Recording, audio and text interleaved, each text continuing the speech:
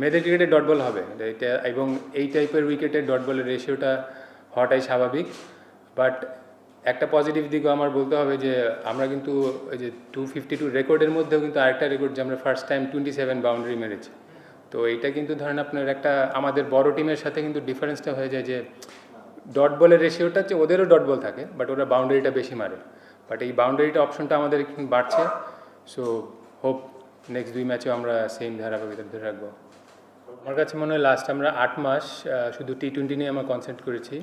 But আপনি যদি দেখেন যে প্রিভিয়াস টাইম এক্সেপ্ট অস্ট্রেলিয়া বাদে আমরা ওয়ানডেতে কিন্তু ফর্মেটে ভালো ছিলাম। তাই হ্যাঁ, সুক্তা ব্যাক করাতে এক্সপিরিয়েন্স একটা বড় ম্যাটার্স।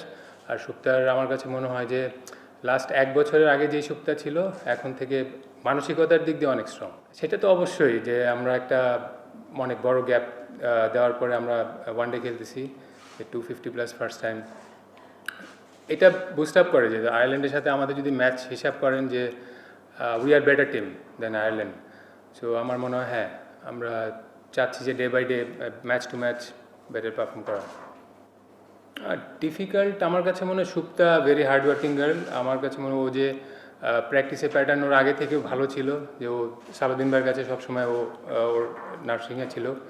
তো আমার কাছে যেই জিনিসটা ওর পার্সোনালি আমার কাছে সবচেয়ে ভালো লেগেছে যে ওর যে খেলার প্যাটার্নটা এবং ওই মানে যেই প্রসেসটা সেটা ও ব্যাক করেছে নিজের খেলাটাকে।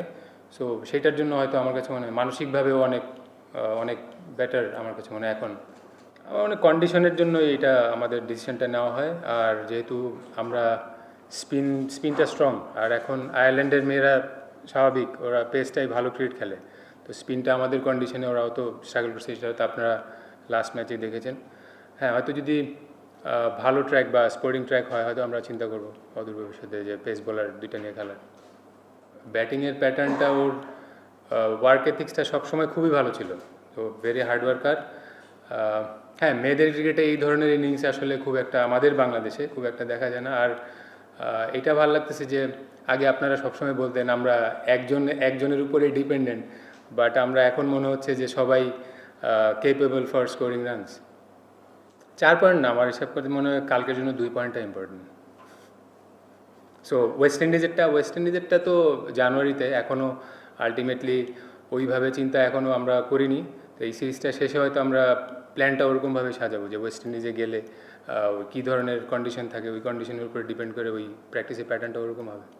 চেঞ্জেসটা আসলে আমি বলতে পারবো না, বাট আমাদের মনে প্রসেসটা সেম থাকবে, যে আমরা যেইভাবে খেলে আসছি সেটাই আমরা রিপিটেশন যদি করি হয়তো আয়ারল্যান্ডে আমার কাছে মনে হয় ভালোই হবে রেজাল্ট।